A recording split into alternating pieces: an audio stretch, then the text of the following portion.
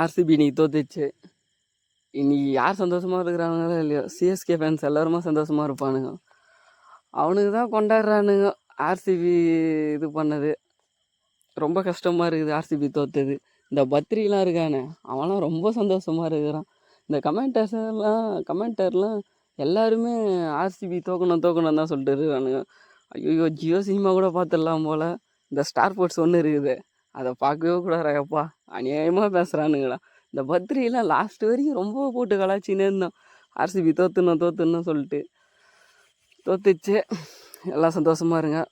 என்ன பண்ணுறது, ஆர்சிபி ஒன்றும் பண்ண முடியாது. ஆர்சிபி ஃபேன்ஸுக்கு தான் கஷ்டம். சிஎஸ்கே ஃபேன்ஸ்லாம் ஜாலியாக இருக்கிறானு. டேய், கப்பு ஜெயிச்ச மாதிரி சந்தோஷப்படுறீங்களாடா நீங்கள் ஆர்சிபி தோத்துது.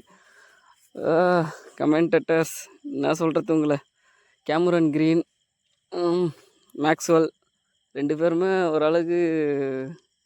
மேக்ஸ்வெல் அந்த ஒரு கேட்ச் பிடிச்சிருந்தா எனக்கு தெரிஞ்சு மேட்ச் திரும்பி இருக்கும்னு நினைக்கிறேன். போச்சு, அவ்வளோதான். இதுக்கப்புறம் ஒன்றும் பண்ண முடியாது. அடுத்த வருஷம்தான் ஆர்சிபி ஃபேன்ஸ், கவலைப்படாதீங்க. அடுத்த வருஷம் பார்த்துக்கலாம். என்ன சொல்கிறது, அவ்வளோதான். வருஷம் இதே மாதிரி தான் சொல்லின்னு இருக்கோம். அடுத்த வருஷம் எப்படியும் கப்பு அடிப்போம், நம்பிக்கை இருக்குது. அச்சு